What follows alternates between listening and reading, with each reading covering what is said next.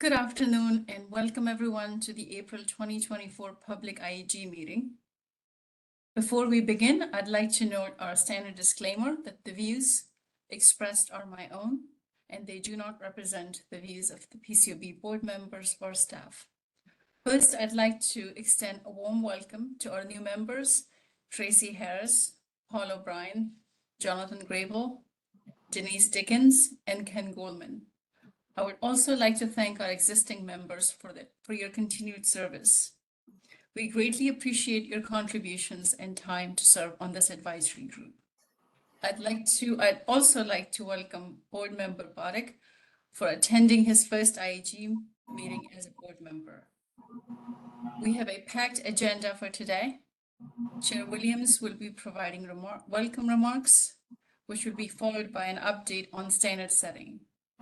After the standard setting update, Christine Gunia, who is our new director of the Division of Registration and Inspections, also known as DRI, will update you regarding DRI's recent activities.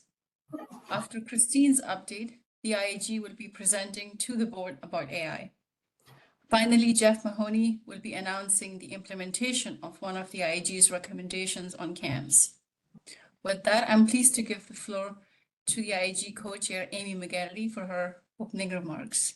Thank you, Saba, and thank you to the board members for your ongoing engagement with the IAG, and also to the members of the IAG for your ongoing contributions and participation.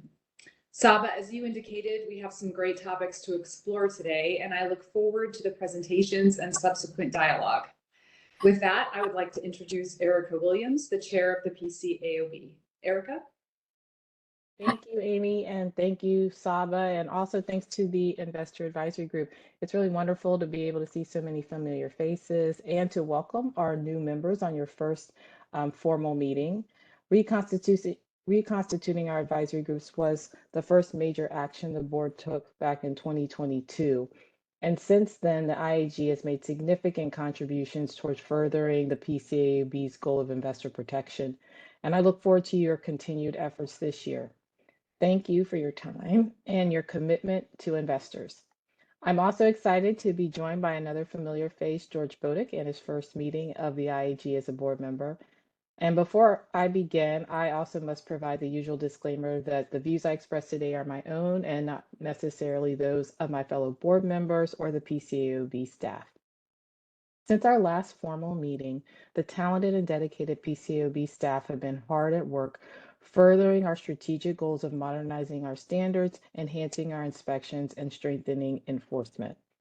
You will hear from some of them in a moment, including Christine Gounier, who is joining us for the first time in her new role as Director of the Division of Registration and Inspections.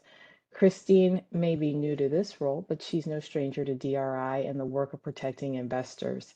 She's been with the PCAOB for 20 years, most recently serving as the Deputy Director of DRI's Global Network Firm Inspection Program. And we are grateful to have her leading DRI and joining us to speak with you today. First, you're going to hear from Barb Vantage and her colleagues in the Office of General Counsel about our ongoing work to modernize PCAOB rules and standards, far too many of which have not been significantly updated in decades. In 2023, the board took more formal actions on standard setting and rulemaking than in any year in the previous 10. And that work continues in 2024 with 3 proposals so far this year. I want to particularly thank the IAG for your work highlighting investors' need for more transparent information from audit firms. Your advocacy is reflected in 2 proposals we released earlier this month designed to empower investors, audit committees, and others with more consistent, comparable data about audit firms and their audits. Of course, your efforts also informed our decision last year to add critical audit matters or CAMs to our research agenda. Our work on that project is ongoing, and I know yours continues as well. I look forward to your continued input. At the same time, our inspections team has been hard at work conducting inspections across the globe. In December, the PCAOB staff issued a spotlight highlighting our inspection priorities for 2024, These priorities include key risks such as high interest rates and other considerations, like audit areas with recurring deficiencies that auditors should be focused on when planning and performing audit procedures.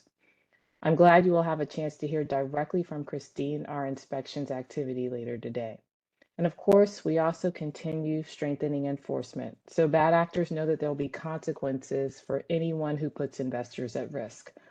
Earlier this month, we announced the largest civil penalty in the history of the PCAOB, a $25 million fine against KPMG Netherlands for violating PCAOB rules and quality control standards relating to exam cheating and misinforming investigators. As of this month, the PCAOB has imposed $34 million in penalties in 2024, and we've only just begun. We set a record in 2022, we broke that record in 2023, and we've already broken it again just 4 months into 2024. Let this be a clear warning to those who break the rules. If you put investors at risk, there will be consequences. With that, I will turn the meeting back over to Saba. Thank you again for your advocacy on behalf of investors that we serve, and I look forward to hearing your presentations today. Thank you, Chair Williams. Next on the agenda is an update on standard setting. Barb Vanich will lead the discussion. As a reminder, the PCAOB issued 2 proposals, one on firm and engagement metrics and the other on firm reporting. Comments are due by June 7th. Thank you, Barb. Thank you, Saba. Good afternoon, everyone, and welcome both new and continuing members. We thought that we would actually use the majority of our time today to provide a little more detail on the proposals issued since your last meeting, which also includes the registration proposal from February. Now, I'll turn it over in a moment to Stephanie Hunter of the Office of the Chief Auditor to give an overview of the firm and engagement performance metrics proposal. But I'll just add that, as Erica mentioned, the staff continue to progress all projects on the short-term agenda, and that includes our projects on quality control and AS 1000, the standard that would govern the general responsibilities of the auditor. I anticipate that we'll be updating our public agenda sometime in May in the next month or so, so please watch for that. And with that, Stephanie, I'll turn it over to you. Thanks, Barb. So as you know, this proposal, the metrics proposal, firm and engagement metrics proposal, has been a long time coming. We drew on input from numerous sources, including the recommendations of the 2008 ACAP committee, the board's 2015 concept release, firm transparency and audit quality reporting, recommendations from you, the investor advisory group, and the initiatives of regulators in other jurisdictions. We believe that public reporting of standardized firm and engagement level metrics could create a useful data set available to investors and other stakeholders for analysis and comparison. Additionally, this information could be beneficial to firms in evaluating their audit practice and related system of quality control. The proposal envisions that reporting would be required in situations where we believe that additional perspective about the audit and the auditor would most likely inform the investment and proxy voting decisions that investors are called upon to make. Firm level reporting would be required for every firm that audits at least one accelerated filer or large accelerated filer, and engagement level reporting would be required for every audit of an accelerated or large accelerated filer. The firm and engagement level metrics are in 11 areas. Most metrics would be reported at both the firm and engagement level, but for some, reporting is only at one level. One of the objectives of the proposal is to provide consistency and comparability across firms and engagements. And in order to achieve that, we provided a description of the metric, a specified manner in which to calculate the metric, and an example calculation. We also developed a set of key terms to foster a consistent approach to determining the metrics across firms. So now I'd like to go through the metric areas. So first, partner and manager involvement. These firm and engagement level metrics would provide the hours worked by senior professionals relative to more junior staff across the firm's issuer engagements and on the specific engagement. And although not the same, this metric is similar to staffing leverage that you all suggested in your comment letter on the quality control proposal. Moving on to workload, these metrics would capture average weekly hours worked on a quarterly basis by engagement partners and by other partners, managers, and staff. This includes time attributable to engagements, administrative duties, training, and all other hours worked. And this is another metric that you suggested in your comment letter. Moving on to audit resources. This metric area covers the use of auditor specialists in shared service centers. At the firm level, these metrics would show the percentage of issuer engagements that use specialists and the percentage that use shared service centers. At the engagement level, these metrics would show hours provided by specialists and hours provided by shared service centers. Experience of audit personnel. These metrics would show average number of years of experience of senior professionals at public accounting firms, both firm-wide and on the specific engagement. This would include experience at both PCAOB registered firms and unregistered firms. Industry experience of audit personnel. These metrics would show the average years of experience of senior audit professionals in relevant industries. The firm level metric focuses on key industries in the firm's audit practice, and the engagement level metric on the audited company's primary industry. Retention and tenure.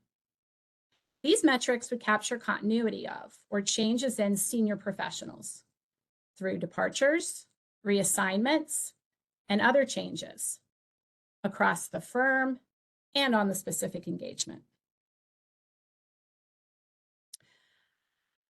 The audit hours and risk areas metric would only be reported at the engagement level and would report hours spent by senior professionals in aggregate on significant risks, critical accounting policies, and critical accounting estimates relative to total audit hours.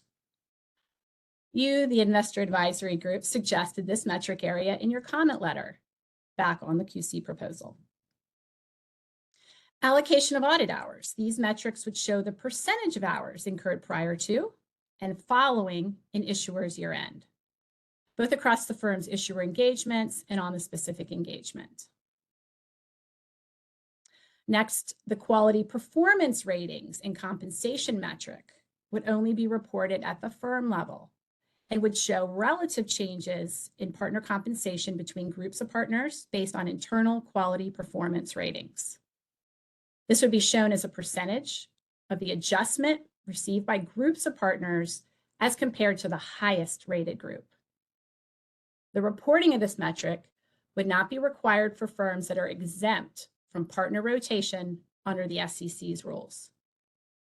Again, this is another metric that you suggested in your comment letter.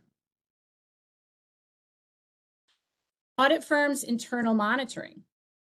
At the firm level, this metric would provide the percentage of issuer engagements subject to internal monitoring and the percentage of those engagements with engagement deficiencies. At the engagement level, it would identify whether a previous engagement for the issuer was selected for monitoring in the firm's most recent internal monitoring cycle, and if so, whether there were engagement deficiencies and the nature of such deficiencies. And this is yet another metric you suggested in your comment letter. Finally, of the metric areas, we have a metric for restatement history. So this would be at the firm level only, and this metric would show restatements of financial statements and management reports on ICFR that were audited by the firm over the past 5 years. As I previously noted, the same threshold would apply for both firm level and engagement level reporting. Audits of an accelerated or large accelerated filer. The firm level reporting requirements would apply to approximately 200 firms, and the engagement level reporting requirements would apply to approximately 3,400 issuer audits, representing 99% of the total market capitalization of issuers reporting on Form 10K, Form 20F, and Form 40F. The proposal applies the same threshold for firm level and engagement level reporting so that all firms that meet the proposed threshold would provide both firm level reporting and engagement level reporting on their relevant engagements. And this should foster comparability across both issuer engagements and firms, provide richer context in evaluating engagement level information, and would avoid the potential inefficiency associated with reporting only firm level or only engagement level information. Firms that did not meet the threshold for required firm level or engagement level reporting would not be required to report metrics, but could choose to report voluntarily. Firms whose client portfolio changes from year to year may be required to report in some years and not others. The draft proposal contemplates that reporting of firm level metrics would be on a new form, Form FM, covering the 12 months ended September 30 in each year and required to be filed with the PCAOB by November 30. The reporting for engagement level metrics would be in a new section of the PCAOB's existing Form AP. The proposal also allows but does not require firms to provide a brief narrative disclosure together with any or all of the firm level and engagement level metrics they report. This would give firms the ability to provide any context they thought necessary for an appropriate understanding of the reported metrics. The proposal provides that the optional narrative disclosure would be no more than 500 characters per metric. And we look forward to your comments on this proposal. And now I'd like to turn this over to Vince Meehan in the Office of General Counsel, and he will cover the proposals on PCAOB registration. Thanks very much, Stephanie. Good afternoon, everyone.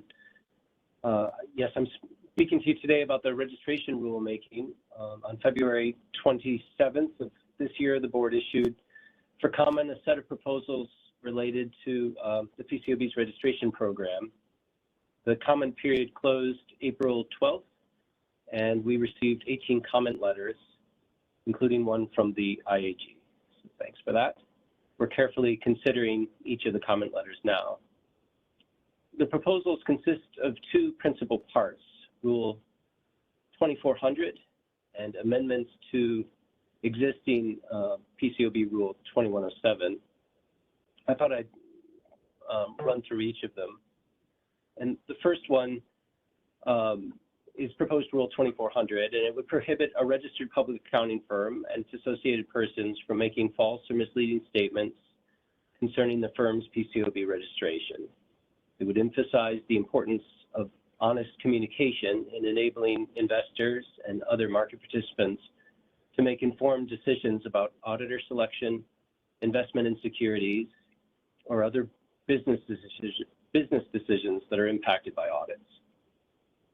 Currently, there is no specific regulatory provision that addresses how registered firms or their associated persons should communicate the significance of PCAOB registration to the public.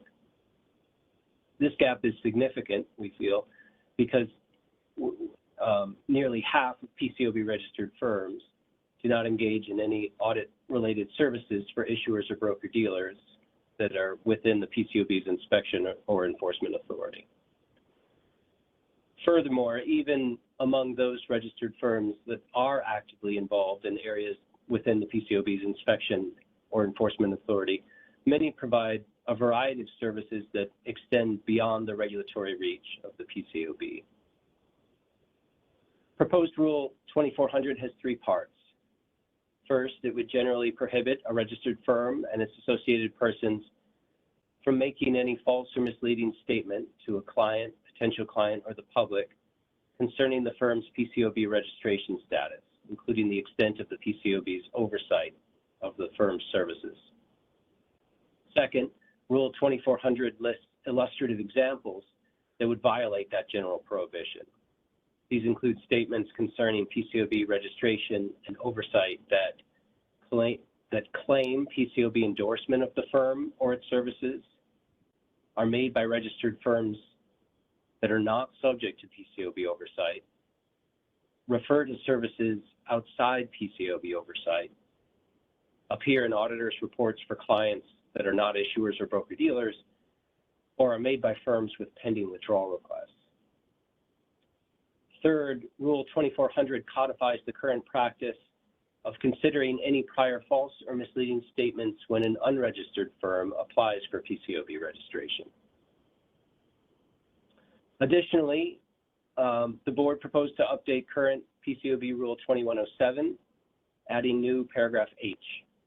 This change is designed to improve the PCAOB's registration program by clearing from registration firms that have ceased to exist, are no longer operational, or that no longer wish to remain registered with the PCAOB.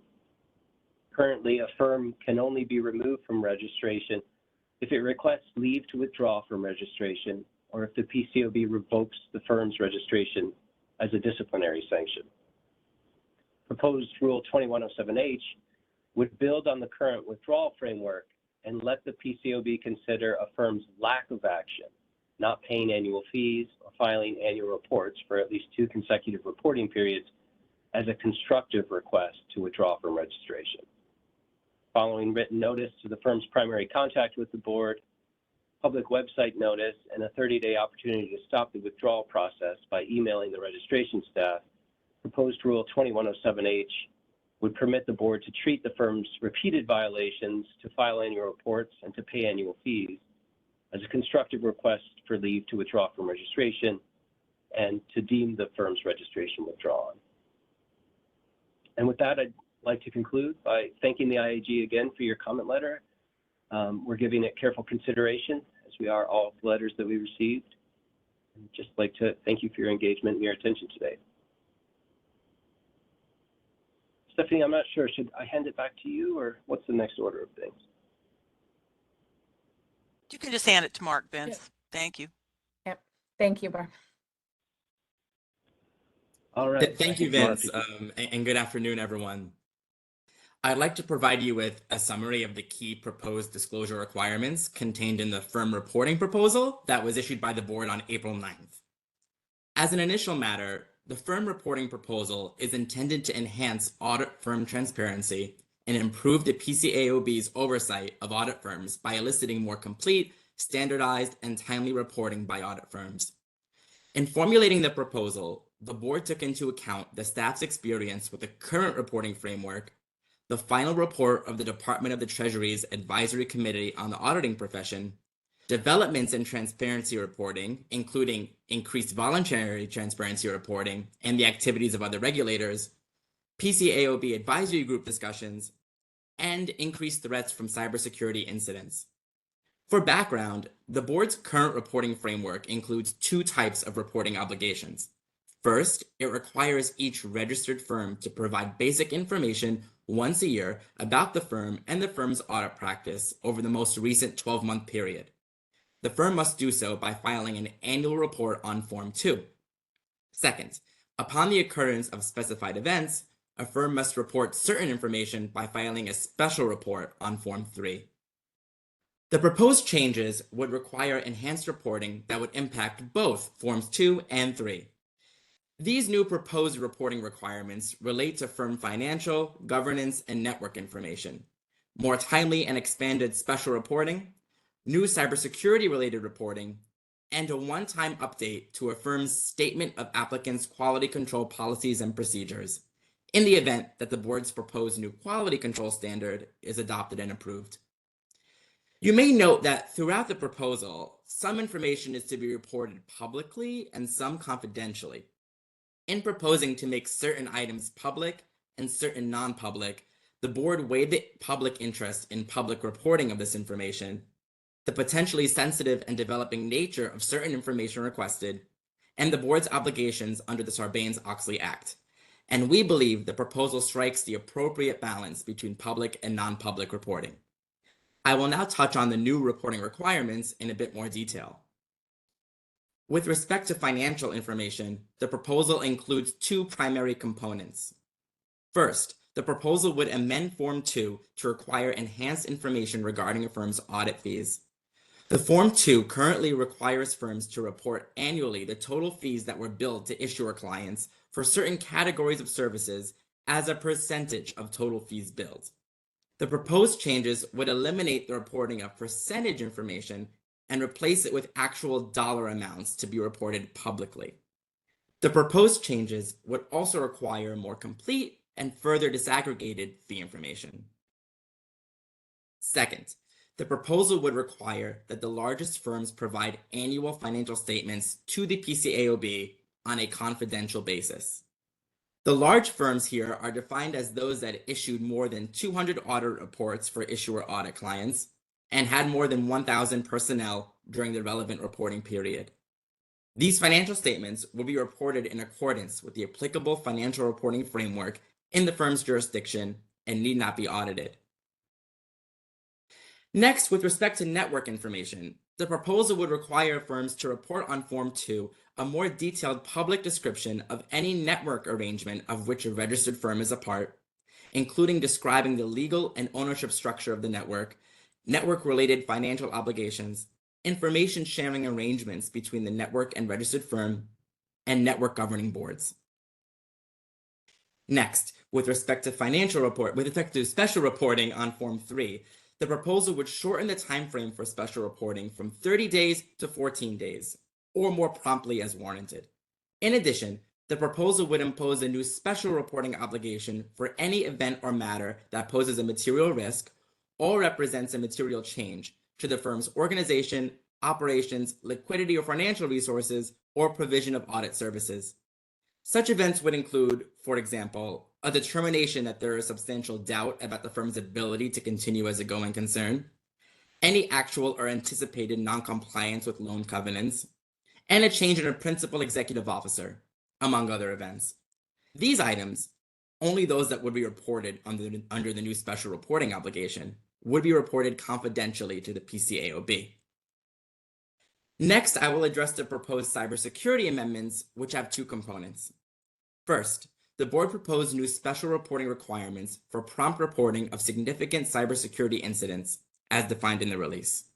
Specifically, the board proposed to amend Form 3 to require the reporting of significant cybersecurity incidents within 5 days on a confidential basis. Second, the board proposed to amend Form 2 to require a brief description of the audit firm's policies and procedures, if any, to identify, assess, and manage material risks from cybersecurity threats.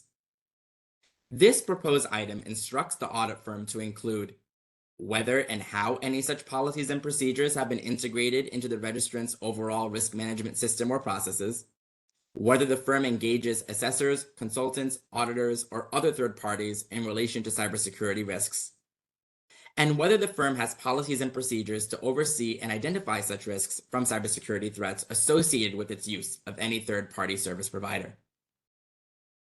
Last, the board proposed a reporting-related requirement that has evolved out of the board's QC 1000 proposal. Currently, applicants for registration are required to furnish, as an exhibit to the board's Form 1, a narrative summary description of the quality control policies of the applicant for its accounting and auditing practices, a statement of applicant's quality control policies and procedures. The board proposed to create a new form, update to the statement of applicant's quality control policies and procedures, Form QCPP, to require that if QC 1000 is adopted by the board, approved by the SEC, and becomes effective, then any firm that registered with the board prior to the date that QC 1000 becomes effective would submit an updated statement of the firm's quality control policies and procedures pursuant to QC 1000. This concludes our summary of the key elements of the firm reporting proposal. We think the proposed requirements would facilitate informed decision-making and risk assessment by investors, audit committees, and other stakeholders. Further, the proposed requirements would generate data and information to support the PCAOB's regulatory mission.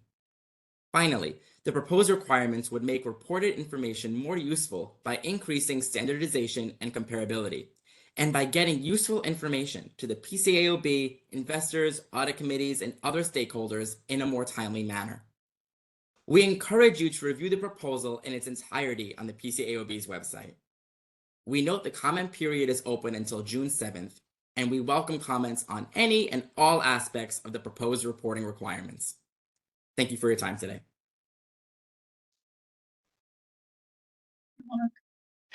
That concludes our prepared remarks. I mean, we'll stay on in case anyone has any questions for a few minutes.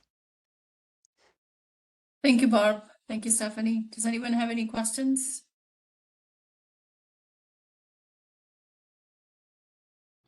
This is Ken. I don't have any questions. I put a couple of comments in the chat, but I don't have any comments. Thank you, Kent.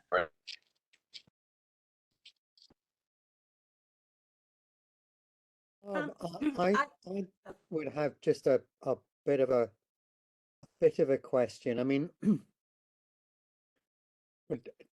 I read the rules that you're suggesting, and they all seem sensible. Maybe some more difficult to implement than others, but all I guess are try to focus on a particular mischief, which is that the audit needs to be done for the investor. But there are all sorts of incentives for there not to be as high a quality or not to cut costs, and indeed for the audit to be done for the auditor or the company. And I guess the rules are trying to address that. I'm just also aware that the whole process of an audit is one which requires a mindset from the auditor, which is one that is focused on the investor. I remember the chief technical guy at Deloitte once saying to me that the big issues that emerged in an audit were discovered in the first 2 or 3 weeks because somebody in the company told the auditor, I think you need to look in this corner. And then when they did, they discovered the problems. And that's why we've got principles-based accounting standards and all the rest of it. But it's just, if you add more and more rules, there comes a point at which you will get everybody to hit the rules, to hit the target, but they might end up missing the point because they're always trying to do the rules and believe that just doing the rules is good enough. Is there any tension in that when you're starting to think about new rule writing? Well, that's a great question, David. I mean, I think we do always think about both pieces of that, right? Like how standards and rules fit in at the procedure level, like what is important for an auditor to perform to get reasonable assurance, but also how they all fit together. And I think some of the earlier things you mentioned are covered. For example, I mentioned AS 1000, which is our project on the general responsibilities of the auditor, which deal with really important parts of the audit like skepticism and professional judgment. But we think that we do realize it's a lot of rulemaking, but we think at the end of the day, a lot of these things are responsive to what the IAG has asked us for over the last 2 decades. Will you get a big pushback from the audit firms on this, do you think? That remains to be seen. You could ask me that on June 8th. Yeah, well, I'll look forward to our next meeting on all of that, because it's this difficult balance between getting them to do the right thing, but also having them on board to do the right thing. And it's such a challenge, Barb. Yeah, thank you. This is Gina. I have a question with regard to, I was very focused on the firm and engagement metrics, which I think are really important, particularly as it pertains to the ability to be able to study and draw conclusions from data being gathered from that. And so the question that I have is more of a question of technology. Is there a move towards creating the input process or sort of the administrative burden for the audit firms? Is it possible to A, make it easier to submit a Form AP in kind of the portal format, and then also make that data available within the PCAOB to do study and to be able to sort of issue kind of white papers once we have more information that is comparable and kind of apply, you know, that where this new rule would apply, where we might be able to make judgments about the effectiveness of rulemaking, et cetera. So I guess it's just a question of what's going to happen. We're asking them to give us a lot more information. What is going to happen to that information? How accessible is it going to be to the PCAOB internally, to academics externally, et cetera? I won't get into too much of the how, but Stephanie did mention, right, the Form AP is public. The information will be downloadable. We don't have to talk about the exact way it gets in as part of the rulemaking. And so it's not something that I was part of, but I assume that's something that we're always looking at, since we know Form AP data has been downloaded more than like anything else we provide. So we know that people are using it. And I think maybe that was one of the first topics covered by the IAG, was to make our information and data more user friendly. So it's certainly something we think about.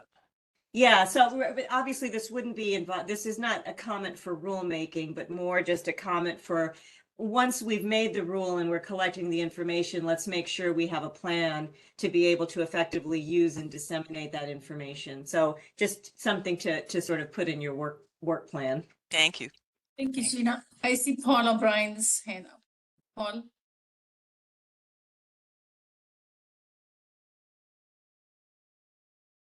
Paul, you're on mute.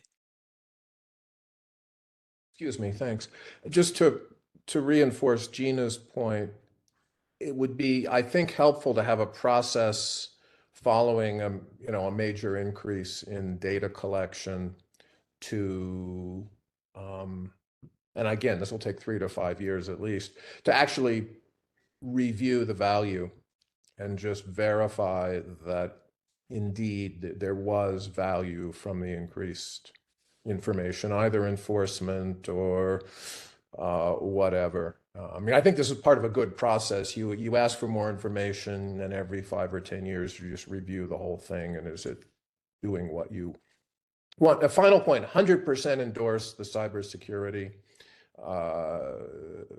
aspect of the data collection. Really important. It's on my radar screen, and I'm sure others as well. Thanks. Yeah, absolutely. And thank you. We do have a post-implementation review process that does reviews whether our rules are performing as intended, whether the cost benefits, are kind of where we thought they would be. So definitely something to make maybe part of that process.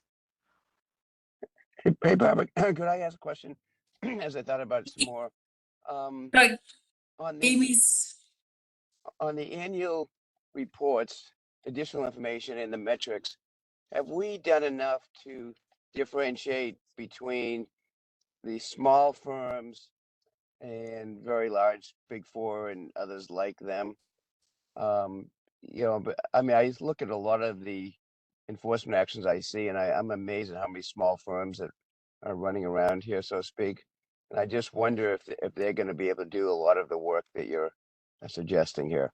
Have you looked at the benefit there, the ability for them to perform that, and what the cost would be for them? Yeah, thank you, Ken. I don't want to get ahead of my skis, right? This is open for comment, and so we do ask comment on all aspects of the rules. But with respect to metrics, the triggers for the metrics are the audits of an accelerated filer or a large accelerated filer.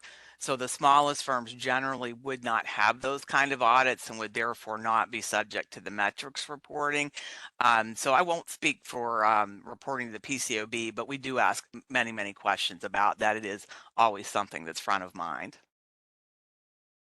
Thank you, Barb. And I see a couple of hands up. Amy, you're next. Great, thanks, Saba. Thanks, Barb and team, for this review of these really important proposals. I'm really grateful to see them. We've been talking about the former AQIs for some time now, so really appreciate the work the board has put into this. And I guess would like to have 2 points. First, underscore Paul and Gina's comments and Barb, your indication of a post-implementation review. I think that these concepts are going to evolve through time and will need ongoing review to make sure they're relevant, to make sure that we're getting the data that we think matters. So I appreciate that thought process. To that end, and Barb, forgive me if I missed it, the tech spend associated with these auditing firms and the results that go into the audit, I'm not sure are encapsulated in these firm engagement metrics.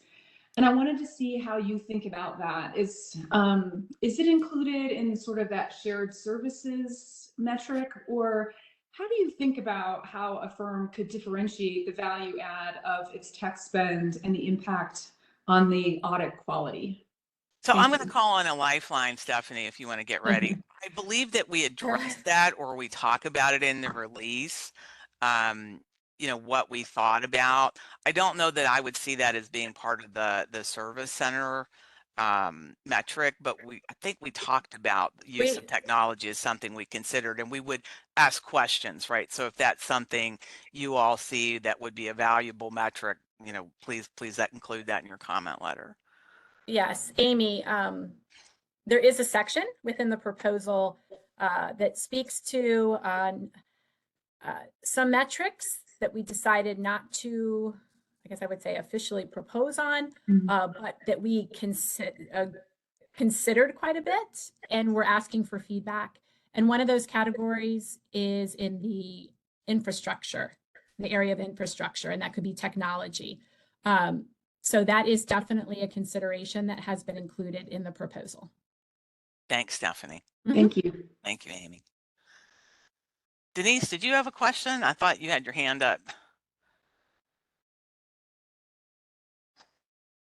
I did. I've been reflecting on the firm metrics proposal. So it seems to me then that we could have audits that are inspected, engagements that are inspected, but we don't have any of the audit, the AQI engagement level, or I shouldn't call it AQI, the firm metrics reports on those necessarily, because all the smaller firms are probably highly unlikely that they're going to have large accelerated filers. Is that correct then? There'll be inspected engagements that we don't have the data on. We would be inspecting engagements that public reporting would not occur on. I don't know if when you say that, if you mean that the PCAOB might not have access to. No, I just meant it wouldn't be public, obviously. Wouldn't be public. That's correct. Okay, that was it. Thank you. Lynn, do you have your hand up? I don't see you on camera, but I think I see a hand. I do, Barb, and kudos to you and the team for getting these out. It has been a long time coming since they were put out there in 2008. So it's a long, arduous road, but I do recall a couple things from the ACAP hearings that we had and some of the public discussions about it. The firms did testify at the time that none of them were preparing a set of GAAP basis financial statements, nor were they providing them to their own partners, let alone to the public. And at the same time, the firms were stating that they were subject to significant risk of various types, litigation and just financial and all. So knowing that, and that they play an extremely critical role, and there's only 4 of them that do, you know, like 95% of the market cap audits. I think your proposal is well-founded and very reactive to what the ACAP recommended. I would say that, also say it during some of the ACAP discussions, one thing that a number of the people from the business community stated was, given the auditor's key role here, it would, because they are the only professional that has to be hired when you do a public offering or sell securities. You don't need attorneys, although people are always going to use them. But they do have that critical role, and that it would seem that with respect to transparency, governance, and structure, those same rules that apply to those market participants should apply to these, because you got to, in essence, assess the same type of risk and all. And especially in light of the structural changes that some of these firms have undertaken in the last year, or last actually 2 to 3 years. Those are fundamental things that exactly the same nature that we saw at the commission in 1998 to 2002. And we had to react to those, and we did a number of no action letters and investigations, or certainly dove into what was going on. And I think some of those that are now once again undergoing raise some of the same serious issues, including with respect to independence of the firms. And so I think this is a necessary rulemaking in light of the changes that are occurring in the profession. I would echo the comments about access to the data and availability. The PDF format is a dead and dying. You know, you talk about using, and certainly Christina Ho has mentioned this, using technology. The PCAOB needs to make it to where that technology is fundamentally more database oriented, to where it can be readily downloaded. Yes, people can go and get the data, and people do go and get that data, but quite frankly, it's an archaic process and takes an extended amount of time. So it'd be good to see something happen with that if you're going to roll these rules out. And I would echo too the post-implementation review, but I would be on these rules, I would be careful in, I think the board should establish a time period for post-implementation review, but since those take considerable resources and all, and time, and the board is doing a marvelous job of trying to catch up for the last 2 decades, and is doing a good job, as Erica mentioned. You need to give yourself sufficient time to be able to go and do an honest implementation review that you'll have the resources to do. And, you know, 3 years out ain't going to get it done, although, you know, maybe 5, maybe 7 or 8. And of course, we're seeing push for that on the CAMs as well. So anyway, thanks for all you're doing, Barb. Thank you. Thank you so much. Saba, I don't see any other hands, so I saw Jeff Mahoney's hand. Oh, Jeff, okay. do you still have the question, your question?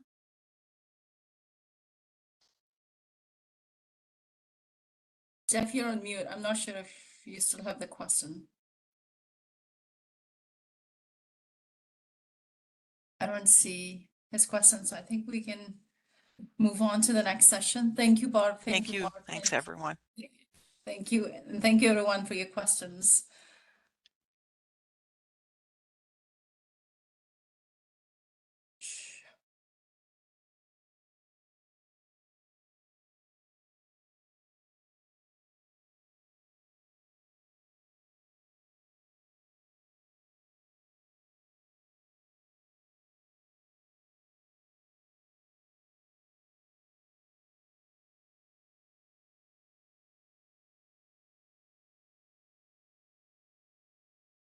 Saba, it's Christine. Would you like me to pick it up from here? Yeah, sorry. I don't know what happened. All right. I apologize. Next No, on the no agenda. worries. No worries. Is an overview, an update from Christine Gunia. Christine, please take it I'm away. here. Thank you. Thank you, Saba, and good afternoon, everyone. I am delighted to join today's meeting and to participate for the first time as Director of the Division of Registration and Inspections. Thank you for welcoming me, and thank you, Chair Williams, for your kind introduction. I have some prepared remarks and a presentation to share, and I do plan on spending time answering questions, including some that I have already received in advance. Before we begin, on the next slide, you will see the standard disclaimer that I need to make, which is before we go any further, please know that I'm participating in this discussion today in my official capacity as the Director of the Division of Registration and Inspections, but the views expressed here are my own and do not necessarily reflect the views of the board as a whole, any individual board member, or other staff. As you are already familiar, the PCAOB was created to protect investors and to further public interest in the preparation of informative, accurate, and independent audit reports. And our registration and inspection activities are some of the most important tools that the PCAOB has to protect investors. Today, I'll talk about the Division of Registration and Inspections, or DRI, as we're commonly referred to, our recent activities, as well as the trends we're seeing from our inspections, including, unfortunately, the decline in audit quality. To put all of this in context, I will share some information about our past, present, and future inspection activities. I'll highlight some inspection findings, and I'll talk a little bit today about what DRI is doing to help drive improvement in audit quality. So let me dive right in and talk a little bit first about the audit deficiencies and the trends that our recent past inspections have identified. So from our 2022 inspections, when we reviewed, for the most part, 2021 audits, and for which these inspection results are the most recent publicly available, we saw that 40% of the audits we reviewed, excluding reviews of the audits of brokers and dealers, approximately 40% are included in Part 1A of our inspection reports. As a reminder, our Part 1A findings represent instances of such significance that we believe the firm did not obtain sufficient appropriate evidence to support its audit report. Or said differently, the audit report should not have been issued. Overall, across all of our inspection programs, being the global network firm, the non-affiliate firm, and the broker-dealer firm inspection programs, our inspection findings were generally concentrated in the following 6 financial statement areas: revenue, inventory, long-lived assets, accounts impacted by business combinations, the allowance for credit losses, and equity. And many of the audit deficiencies that we identified in these financial statement areas, they primarily relate to auditing ICFR and auditing accounting estimates. So I'm glad to see the slides are back up, but can we move to the next slide, please? So fast forward to this past year. In 2023, we inspected audits from the 2022 calendar year. And while I can't yet share official results from all of our 2023 inspections, preliminary indications suggest that the overall downward trend in audit quality has not changed significantly. It is possible that we'll see some modest improvement in Part 1A deficiencies at some of the U.S. affiliates in the global network firms, but certainly the rates of findings included in Part 1A are still high. So as background, at the end of 2023, we had approximately 1,600 firms registered with the PCAOB.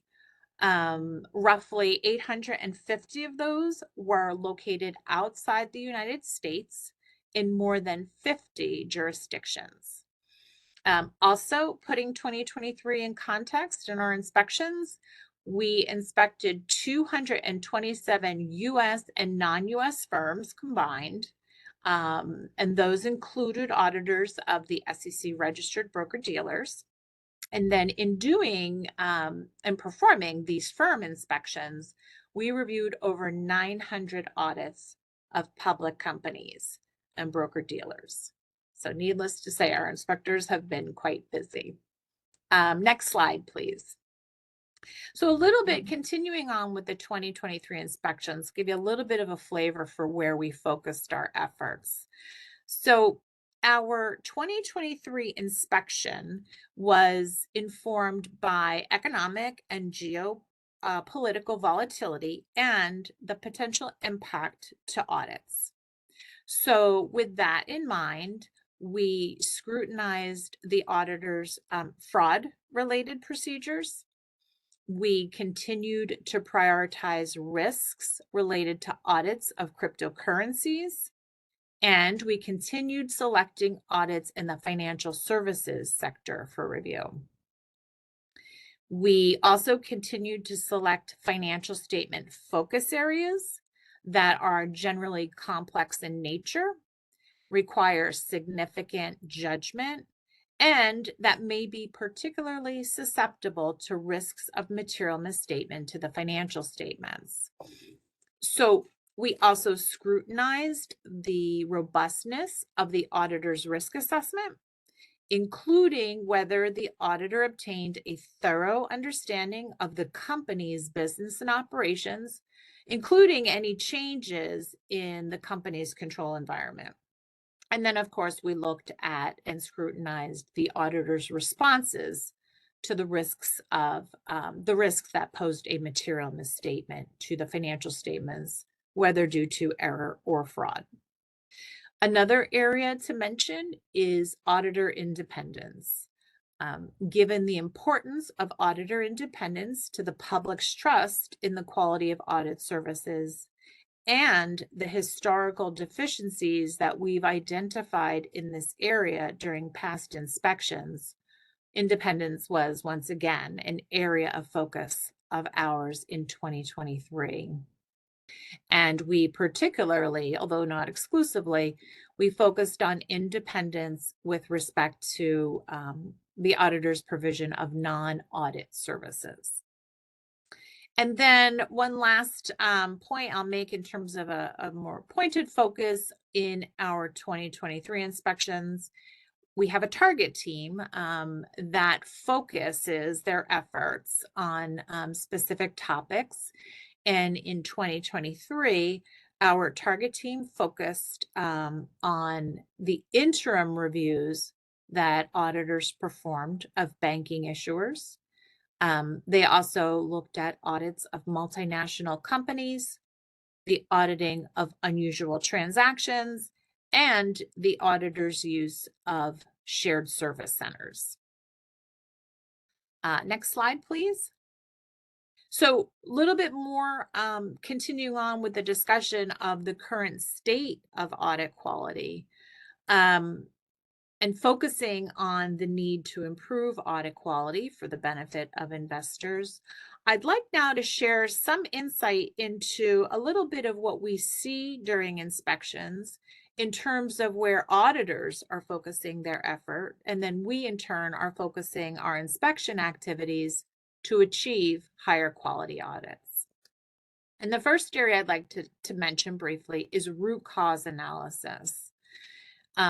Our experience has shown that performing an analysis to understand the primary factors that contribute to audit deficiencies, coupled with the effective design and implementation of remedial actions, can drive audit quality. An honest and effective analysis of the state of audit quality at a firm, inclusive of a robust root cause analysis of not only identified deficiencies, but also of quality audits. So analyzing the quality events as well. It's often quite illuminating.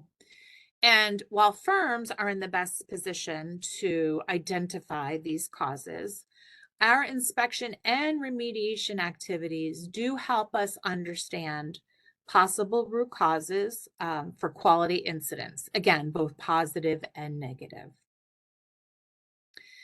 Another area to highlight is a firm's system of quality control. An effective quality control system is perhaps the most important puzzle piece in the performance of consistent, high quality audits and in the prevention of audit deficiencies. In fact, we have observed instances where increased audit quality, where firms have placed an emphasis on the design and operation of their quality control systems. And while our 2023 results are still preliminary, like I said, we are seeing some decline in the number of quality control deficiencies for certain of the larger firms inspected. Again, preliminary, and that is reference to certain of the U.S. affiliates in the global network firms. Next slide, please. So I just want to pivot slightly, still sticking with quality audits and the importance of a quality control system. I want to just spend a few moments talking about audit firm culture, because an effective quality control system includes the right culture. And many believe that audit firm culture and audit quality are inseparable, and that audit firms need the right culture to drive the right behaviors, mindset also, as was mentioned and commented on in the last section, which all in turn are necessary for high quality audits. Certainly, a firm's culture can significantly impact audit quality, particularly if, just as an example, firm leadership says one thing and then either rewards or prioritizes or otherwise acts upon something different. So in our larger firm inspections, we've been focused on understanding what role firm culture plays in the performance of quality audits, especially given some of the recent trends in audit quality that I've mentioned. So in approaching audit firm culture in our inspection activities, we've kind of been contemplating and formulating our procedures and thoughts around three main elements. And the first is behaviors. This includes actions that are reflective of a strong tone at the top, or behaviors, say, for example, that demonstrate appropriate protection from or responses to pressures and demands that are often placed on an audit engagement team. This may include behaviors such as the courage to lead during challenging situations. The second element is decisions, and this includes decisions made by a firm with respect to how to respond to certain behaviors, including, again, just as an example, decisions to reward or negatively hold accountable firm leadership. And then lastly, firms, systems, and structures. And for this, we're considering, firm-wide policies, procedures, the firm's organizational structure, things like the performance management system, code of conduct, and more, as possibly some of the more important components of a firm culture. So these elements, these three elements, need to be present and work together to promote the desired firm culture. So as I mentioned, this has become a focus for us. And to address this topic, in DRI last year, we launched a culture review initiative as part of our inspection of the 6 U.S. affiliate firms in the Global Network Firm Inspection Program. The idea for this new and focused initiative stemmed from the continued identification of audit deficiencies across the firms, coupled with increasing discussions with each of these firms about possible root causes and the role played by a firm's tone at the top and firm culture. So I am proud to share, we now have a dedicated team of inspectors that has been performing specific procedures to identify and assess unique aspects of culture at each of the U.S. affiliates of the global network firms, including the impact that these unique aspects have on a firm's ability to consistently perform quality audits. Our team has performed over 100 interviews across the firms and is now working through the results of these interviews, as well as materials that the firms provided to us, including materials that provide examples or are an illustration of that firm's culture. So we've not yet completed our evaluation or reached any common observations, but we look forward to concluding that evaluation and the results of that work very soon. Shifting to the next slide and maybe our next area of focus, if you will, in terms of achieving higher quality audits, and that is talent. Talent has been a focus. Some of the reasons that we have heard from the firms for the decline in audit quality are due to training, mentoring, and other talent issues. So let me just spend a moment and say a little bit more about this. New auditors hired in 2020 during the COVID pandemic, who primarily worked remotely for 3 years or more, 3 or so years, may not have had the benefit of on-site training and, more importantly, the ability to perform audits in a room surrounded by a team of more experienced colleagues. So from our perspective, new auditors hired during this time who performed only or mostly remote work are in a unique position. Their experience entering the profession in what is arguably their most formative years was likely very different from what other auditors experienced. They might be lacking some technical knowledge and maybe taking that knowledge gap with them as they advance their career. Compounding this is the fact that many of these auditors are now likely responsible for supervising and mentoring others, more newer staff. So it, of course, is important that audit work not only be assigned to appropriate personnel with relevant skills and experience, but also that those reviewing the work are qualified to do so. Next slide, please. Before I move away from 2023 inspection priorities and areas of focus, let me share that generally speaking, we work very closely with our colleagues in the Office of Economic and Risk Analysis, and we plan for inspections by monitoring, identifying, and responding to new and emerging risks. And these risks form a part of our inspection areas of focus. And I just want to share an example that illustrates this. And it was around this time last year, maybe a little bit earlier, we identified turmoil in the financial services sector as an emerging risk that required our attention. So early in the 2023 inspection cycle, we implemented a new inspection approach to gather information by surveying all U.S. registered firms that audit at least one bank.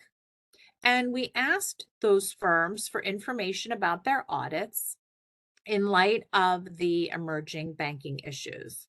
And so some of the information, just as examples that we requested, included firm guidance that was provided to engagement teams concerning the then recent banking events, rising interest rates or liquidity events. We asked for a list of all issuers or broker-dealers that the firm identified as having heightened risks due to those banking events. And we used this information to inform our engagement selections, the audit files that we reviewed, and to tailor the review procedures that we performed.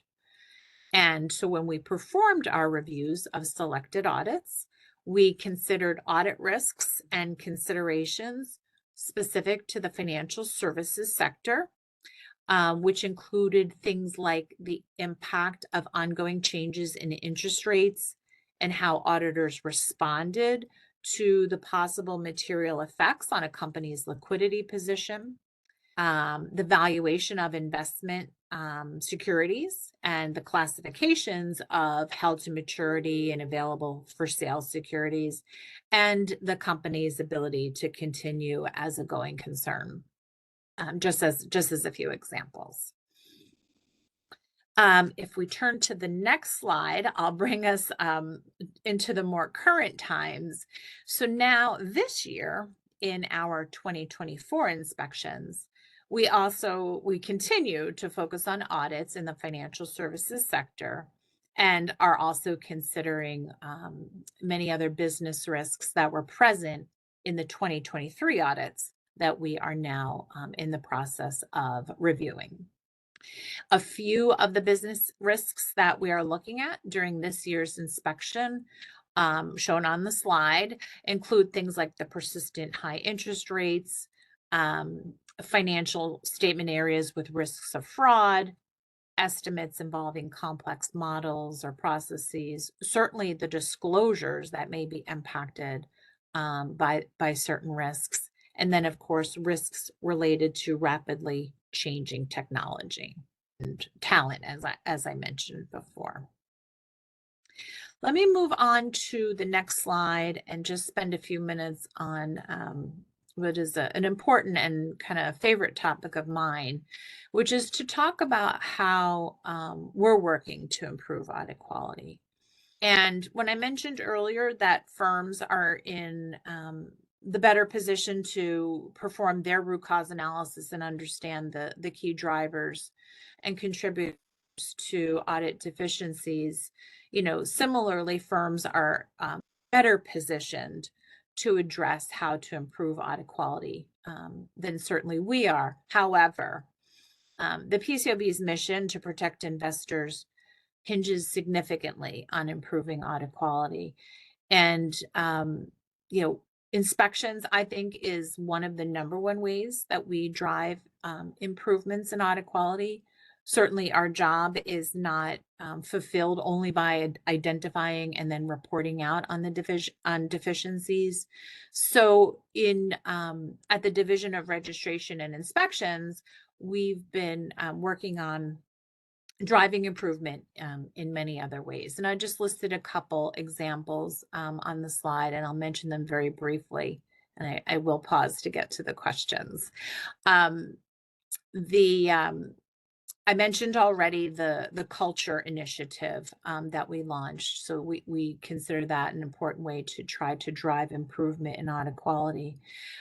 Listed here first on the list, however, is in response to a suggestion from the Investor Advisory Group, we are working hard to accelerate the issuance of our largest annual firm inspection reports. And I'm really pleased at the collaboration and the level of effort that our talented professionals and dedication that they've put forth towards that initiative.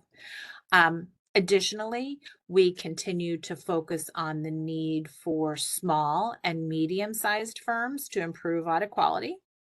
So as an example, we continue to share our experiences, we share examples, good practices, and the like through interactions at the small business and broker-dealer forums. And then finally, just as a last example for now, our spotlight documents provide auditors with important information, highlighting not just our inspection findings and identified deficiencies, but also good practices that we observe in the audits that we review during inspections. These spotlight documents offer actionable recommendations, reminders for auditors, and they draw directly from our inspection team's experience, the boots on the ground, to help drive ways and deliver insights and effective practices so that firms can improve audit quality. Next slide, please. A little bit more about efforts to improve audit quality through our inspection reporting. I definitely want to mention the significant strides that we have made in our efforts to enhance transparency in the PCAOB inspection reports, and then website enhancements. But first, the reports. Certainly, a key aspect of meeting investors' needs is ensuring we're providing more timely information with greater transparency. And so, as you know, each inspection results in a report that summarizes the deficiencies that we find in the engagements reviewed, as well as in our reviews of firms' systems of quality control. And to drive improvements in audit quality and make our inspection reports even more useful for the public, we've made a number of enhancements. First, we've introduced a new section, Part 1C, to the public portion of our inspection reports. This section describes both PCAOB and firm-identified independence findings. Just a quick note that even though this section is new, we continue, as we did before, to report certain deficiencies related to PCAOB rules 3524 related to audit committee pre-approval of certain tax services, and rule 3526 communicating with audit committees regarding independence. Those are still included in Part 1B of the public section of our inspection reports. Next, our enhanced reports now provide more information in terms of Part 1B findings, which are findings related, which now have findings related to deficiencies in the auditor's performance of fraud procedures and in the identification and assessment of risks of material misstatement. And so these would be findings that don't otherwise rise to that level of significance that I mentioned already as it relates to Part 1A. We think it's crucially important to have more findings like this in 1B now as a result of changing economic conditions, which could, of course, have significant and sudden impact on an issuer's business, create new risks, or alter existing risks. So risk assessment has been a focus of ours. Just a couple other examples of the enhanced transparency coming back to Part 1, which hasn't changed in substance, but I do want to point out that we now include additional commentary in that section, mostly statements of fact when, say, for example, an inspection finding relates to an area of fraud or significant risk that was identified by the engagement team, whether there was a restatement as a result of our finding. If the deficiency occurred on a first-year audit for the firm, it'll just make that note.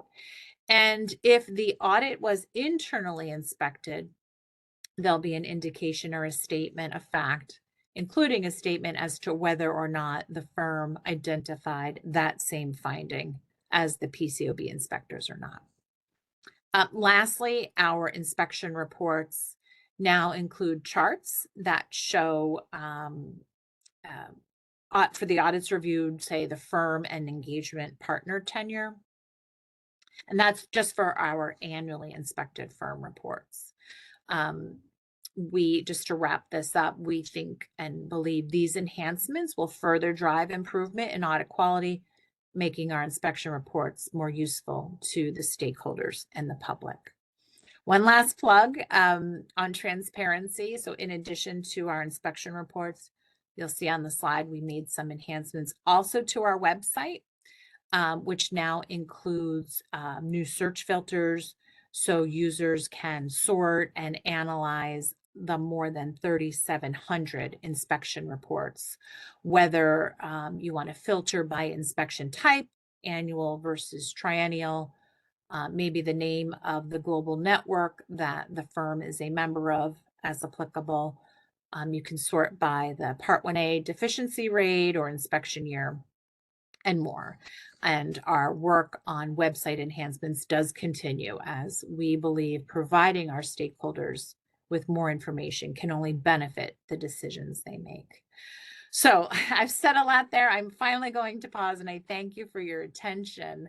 Happy to open it up to questions. I did get a number of questions in advance, but I know I've also already taken up a lot of time. So Saba, let me pause and see if there's an appetite to take questions now, or if you want me to turn my attention to any received in advance.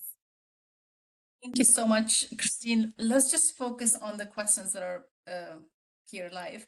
I see Gina, and we'll try to reserve 10 minutes at the end for the questions that came in advance. So thank you, Gina, for the great presentation. Christine, for the great presentation. Thank you. Gina, you're next. Thank you, Christine. So lot of questions. So I have two kind of areas of questions. I'll give them both to you and you can respond. The first is with regard to the culture assessment that you're doing. I have some experience with Ethisphere and other similar culture audits. And I wonder to what degree you're evaluating growth mindset or sort of lifelong learning as a concept espoused within a firm, and the degree to which that contributes or detracts from their potential for, better or worse audit quality. The second, I'm going to reflect back to Amy McGarrity's question earlier, which is this notion of technology spend and technology enhancement. And I know we're going to have an entire panel on AI and its potential and risks, and I certainly have my own experience and views on this. However, I would say that did you or do you have a plan of studying the degree to which technology spending and technology enhancement in the process is benefiting the human capital? Meaning, can you use sort of even lower risk, summary enabling technology to be able to sort of make the work more effective and productive for the humans who are having to take in all of this information and make assessments? And so just those two questions. Okay, thank you, Gina. I'm going to take them in reverse order just because I want to ask for clarification on the technology side. Are you referring to us as inspectors or what we see as auditors? What you see, what you see sort of use in auditing. I take my own barbs at PCAOB separately, but this is addressed at the industry at large. To what degree the PCAOB is understanding the level of technology spend relative to the outcome that you are seeing in terms of audit quality, and is there a relationship? Okay, from an inspections perspective, I can share that our work around firms' use of technology would come into play in terms of our review of a firm's quality control standard and/or in the engagement review. So if we're seeing new tools, new technology used in the audit, and/or we're hearing better understanding the firm's policies and procedures and controls around introducing new technology in the audit, that's kind of where our responsibility and activities lies. But that's not to say that that's not something that might not come up or we might not consider. So if I could just kind of take that back as is and just leave it with the current inspection activities. And it could, of course, come up in remediation as well. So we just try to understand where firms are focusing their efforts, if you will. But we haven't studied, so to speak, the spend and the impact to audit quality. On the culture question, the questions and our focus surrounds like the behaviors and the decisions and then the policies and structures and whatnot that I described. That's not to say, however, that firms might not take us down the path about things like growth and mindset and the learning that you described, but I don't have, the summary of those results just yet ready to share. Great. Well, you can just take them as ideas for future use. I got it. Well, thank you, Gina. I appreciate that. Thank you, Gina, and thank you, Christine. I see Nemitz. You're next. Thank you, Saba, and thank you, Christine. Christine, I was trying to understand a little bit more about what is the reason why you think the deficiency rate continues to be so high. Because my understanding is firms and partners do have significant incentives to reduce the extent to which there are deficiencies in inspection reports. So then I'm just struggling to find an explanation as to why the deficiency rate continues to be so high. Is it changes in the business environment or the new issues? That's one. And the other is of the many initiatives that you're taking, which are great. Can you speak to are there initiatives that are going to change the incentives that firms have to improve culture or to focus more on audit quality as opposed to, say, generating more fees, so to speak? Yeah. Sure. Namit, I'll start with your first question because it's one that we ask ourselves. And there was a different question that came in. What keeps me up at night? What keeps us inspectors up at night? And I'll kind of answer that one at the same time because we've been asking ourselves, we've been talking to the firms, we've been looking at ways to try to understand better why the rates are so high. Maybe the two topics that come to mind quickly, and there's just things we're trying to understand because these are what the firms are talking to us about. And then, of course, we're trying to pursue more. One is the talent issue, right? Just trying to understand the supervision and review, the on-the-job training, if you will, for the newer staff, and then just working in the remote environment. So I'll kind of put that in the talent bucket, but we're still evaluating, trying to understand that. And the other, of course, is culture, right? Some of the firms have come to us. We've had, and it's been disclosed publicly, issues about, test taking, cheating on the training and whatnot. Not that that is directly impacting audit quality, but I bring that up because that says something about a firm's culture. So we're trying to dig deeper and understand a little bit better, at least in those two areas to start. But then, of course, other things come up in the course of us looking at a firm's remedial actions, trying to understand, are they linking those actions to root causes and whatnot? So we're trying to work as closely as we can with the firms to understand those causes and maybe pull the thread a little bit more. And then I know your second question, which I may have kind of just touched on it, changes to incentives to try to change or drive culture.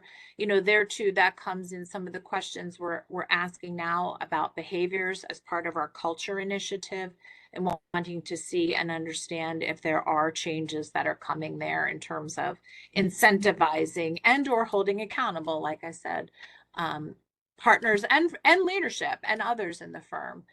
For the results of their audits that we review and or that they review and they assess quality for. With the talent issue, can I just follow up and ask one question? I mean, I've heard that and I understand the talent issue is a real problem, but part of it is just that audit personnel, the salaries that auditors get have not kept pace with other opportunities that similarly skilled people have, right? From people graduating from schools. And that ends up becoming a problem for the audit firms, right? Like to the extent, I just wonder how much the partnership structure of audit firms actually drives this, because I wonder whether there's just not enough incentive to increase the salaries upfront to acquire the talent which they need. Yeah, we've heard similar. We join in discussions. We join in wanting to support the profession, and then also talk to the firms about how not only are they retaining talent, because we went through the Great Resignation and that was where our focus is, but now it's more on what are they doing to recruit. But all very, very relevant and very important topics. Thank you. Thank you. These are all great questions. So we'll take Jonathan. You're next. Thank you. And once again, I had a question about culture, the initiative. I think it's very interesting. And I look forward, rather than asking a question, just a comment that, I look forward to best practices being shared. Question I had, there was a slide that talked about emerging risks, and in it talked about rising interest rates and inspections of banks Question is, as more lending leaves banks and goes to funds and non-bank institutions, is the insight that the PCAOB has, is the coverage universe, is it shrinking, and is there a risk that is just, growing across companies, both public and private, that we may have less insight into? It's a great question, John, and one that we'll work and we'll take back and work closely with our colleagues in the Office of Economic and Risk Analysis, because they work so closely with us on what we select in terms of the audits for review and help us to keep track of those risks. Thank you. Thank you. And I see Alicia's hand up. Alicia, you're next. You're on mute, Alicia. You're on mute. You're still on mute, Alicia. We can't hear you.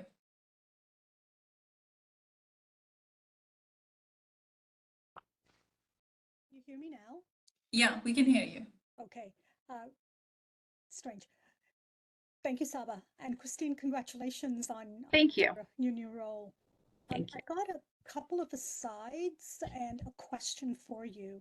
The two asides are, one is the comment that was just made by Jonathan, and that is, when I saw that bullet on your slide, what it made me think of was the corresponding issue that the Federal Reserve had as part of their review of their quarterly data review, and with the PCAOB now coming in, taking a look at the audit of those same financial statements of these institutions, and whether there was some dovetailing going on there, which I think would be a really great idea. The second aside that I had for you was, on this note of this continuing trend, as you've pointed out, around inspections, and there's one additional ingredient that hasn't been mentioned that I'm wondering about, and which is, has the process that the PCAOB is following, has that deepened? Is the PCAOB catching or noting more inspection-related deficiencies than they may have in the past?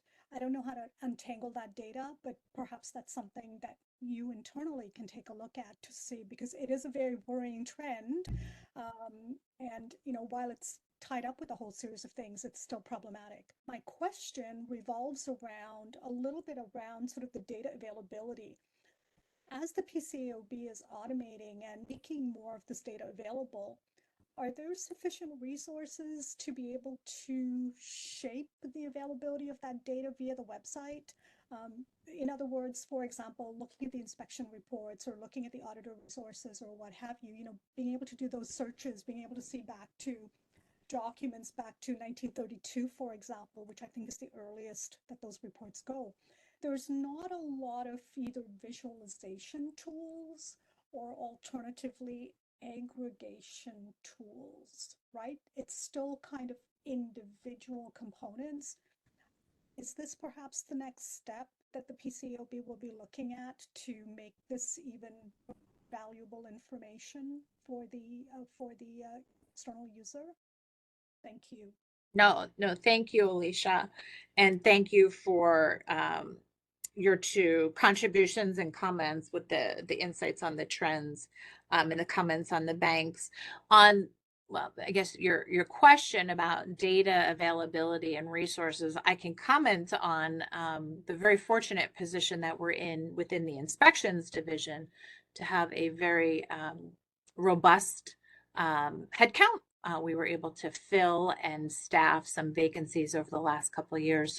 But that is to handle what we have today. We have a lot of talented inspectors, but here's where we work very closely and collaboratively. Once again, a plug for our colleagues in the Office of Economic and Risk Analysis, where we often need to join forces to understand the data we have and how we're using it. And something that we'll take away also, as it comes back to the conversation we had on some of the rulemaking and more data, the potential for more data coming in. So that's something that, where I can answer where we stand today with the resources that we have for inspections. Then, of course, the changes that are coming and, what's around the corner, that's something for us to take back and think more about. Thank you. I think I'm hearing in your comments that there's a recognition that as more of this data becomes available, making it usable externally needs to go hand in hand, in other words. Yeah, I'd say so. Thank you. Thank you. Thank you. And I see David Watson, his hand up. David, you're next. Thanks, Saba, and Christine. Thanks very much for the presentation. It was excellent. I had a question about a particular risk, where I think there's a very considerable and growing investor interest, and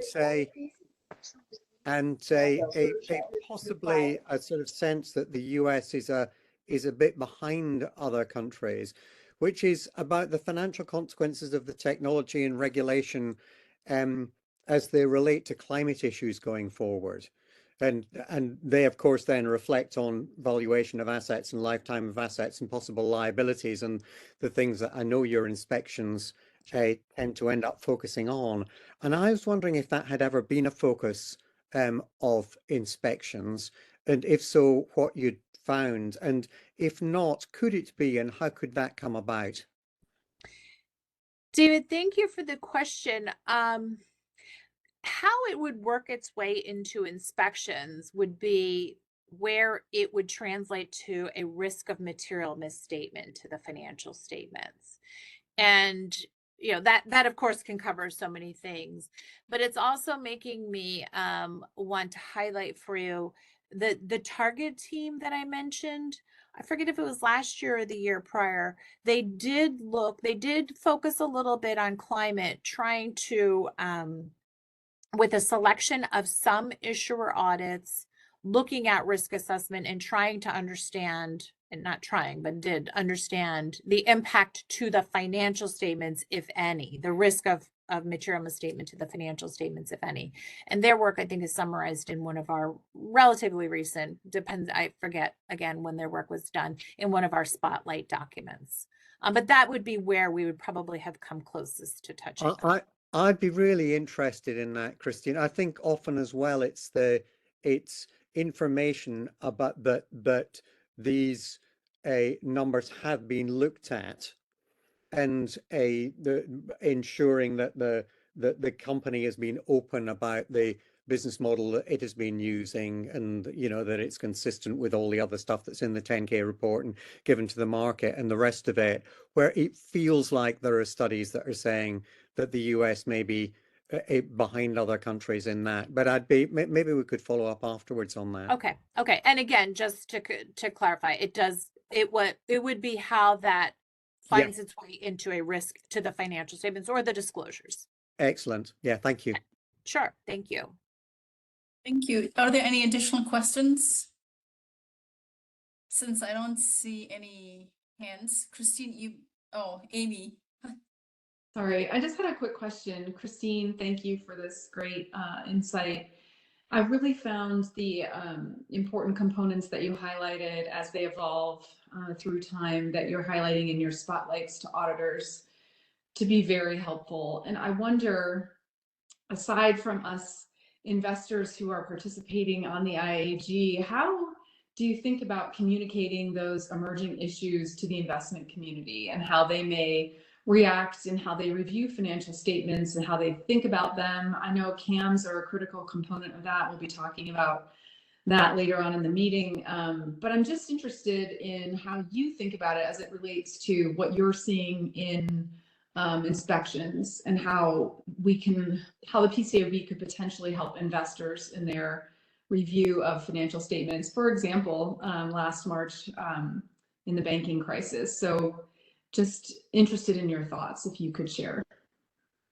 Yeah, no, Amy, thank you for that. I may turn it back to Saba because I've been working very closely with Saba on some thoughts and ideas about how we can do that. My most recent experience has been with audit committees, but I think we certainly have more that we can do in this space. But Saba, I don't know if you want to. There's anything specific you can add. Thank you, Amy, for that questions. So we have started this shameless self-promotion, but this educational campaign with in conjunction with the Office of Communication and Engagement, where we are publishing educational bulletins that educates investors about basic things such as what is an audit to how to engage with an audit committee. And then we have these 1-minute videos. I highly encourage everyone to take a look at them, and we'll continue to do more. So if you have ideas, please send them our way.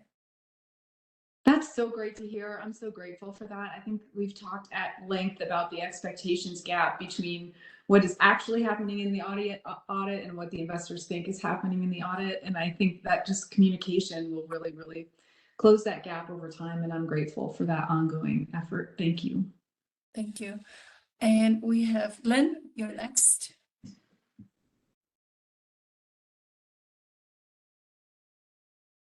Lynn, I see your hand up, but we can't hear you. Christine, with respect to the inspections, one of the concerns I have is with respect to controls over cybersecurity, especially since the assets of many companies, including very heavily in both high technology and the financial industry, the assets are digital assets. And yet I've seen some people arguing in court filings that the cybersecurity controls that one would typically expect to see that would provide and ensure that unauthorized assets or access to these digital assets would not occur. But some are arguing that those controls are outside the scope of the Foreign Corrupt Practices Act because they're digital assets and didn't exist at the time that act was passed. And therefore, they're not subject to audit under Section 404. And I was just curious what you were seeing in audits. Are auditors actually testing controls over cybersecurity and the type of controls that would provide reasonable assurance that access to digital assets is not occurring? Lynn, thank you for that question, because cyber and digital assets are both important areas of attention for us. Where that would come to the scope of our work is if and where there would be a risk to the financial statements that is material and therefore requires an audit response by our auditing standards. So in developing an understanding of the company and the issuer, the risks that the company faces and the environment that it works in that risk assessment, and then in the auditor's, if the auditor assesses a risk of material misstatement to the financial statements, therefore then in the auditor's response, that's where we would see it. But it wouldn't necessarily be in all cases. And, we'd have to link to the financial statements and the standards, that relate to risk assessment as they currently exist. Are you seeing the auditors make that risk assessment in an appropriate fashion and making that link? I'll say this, where we don't see appropriate risk assessment and an appropriate audit response, those findings, again, assuming there's of the significance that rises to the level of a Part 1A or an unsupported opinion, those would be included in Part 1A of our inspection reports.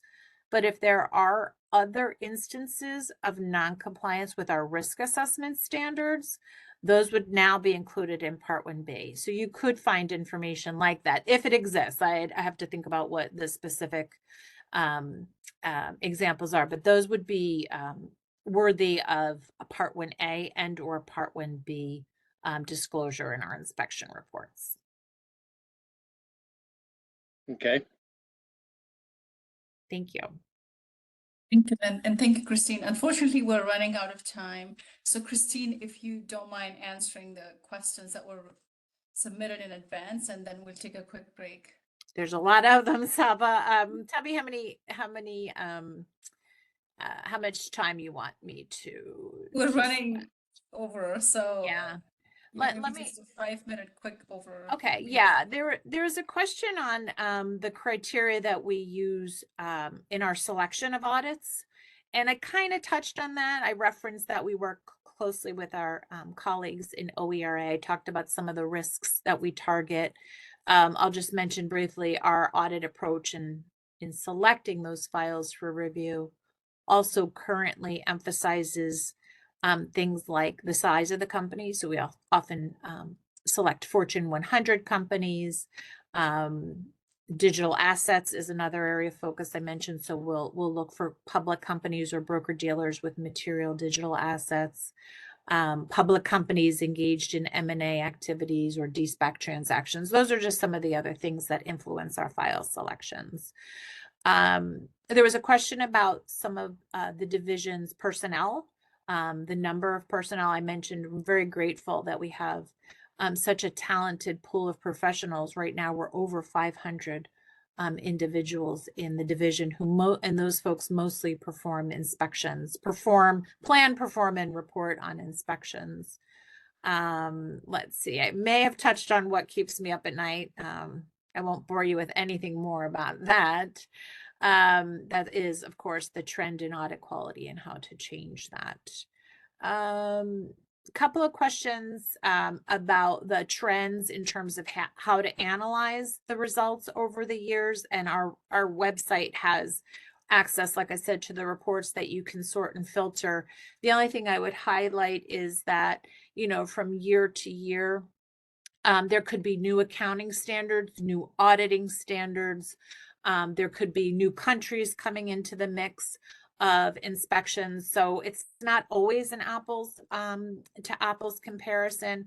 Also, some of our files are selected randomly, others risk-based. And when you read an inspection report in the public portion, you could see details as to what our approach was, what the number of files random versus risk. So you can kind of see that movement over the years. And then a couple questions, but I think we covered it. So I think maybe, Saba, I'll stop there in the interest of time and without wanting to repeat myself any more than I maybe already have.